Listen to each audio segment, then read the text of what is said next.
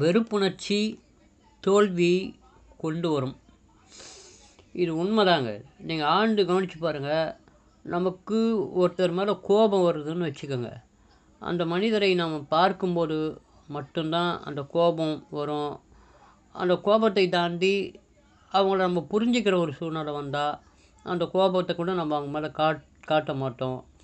அது பார்க்கும்போது மட்டும்தான் கோபம் வருகிறது. ஆனால் வெறுப்புணர்ச்சியை நீங்கள் கவனித்து பாருங்கள். ஒருத்தரை நம்ம வெறுக்க தொடங்கிட்டா அந்த நபர் நம்ம பக்கத்தில் இருந்தாலும் இல்லைனாலும் சரி, நம்மளை விட்டு வெகு தூரத்தில் அவங்க இருந்தாலும் சரி, நம்ம பார்க்க முடியாத ஊர்களில் அவங்க இருந்தாலும் கூட சரி, அவங்கள பற்றி நம்ம நினைக்கும் போதே நமக்குள்ளே ஒரு வெறுப்புணர்ச்சி வந்துடுது. பார்க்காத அந்த மனிதரையே நம்ம வெறுக்கும் அளவுக்கு நம் வெறுப்புணர்ச்சி நம்முள் ஆழமாக ஊன்றி இருந்தால் அது நமக்கு தீங்கு பயக்கக்கூடியது. அது நம்ம அறியாமையிலேருந்து உருவாகிறது அந்த வெறுப்பு. அந்த வெறுப்புணர்ச்சியை விட்டுட்டு நாம் ஒருத்தனை நேசிக்கும்போது அவன் பக்கத்தில் இருந்தாலும் தூரத்தில் இருந்தாலும் அந்த நேசிப்பை நாம் செய்வோம். வெறுப்பதை தவிர்ப்போம். வெறுப்பு என்பது நம்மையே சிறுக சிறுக சிறுக அடித்து விடக்கூடியது.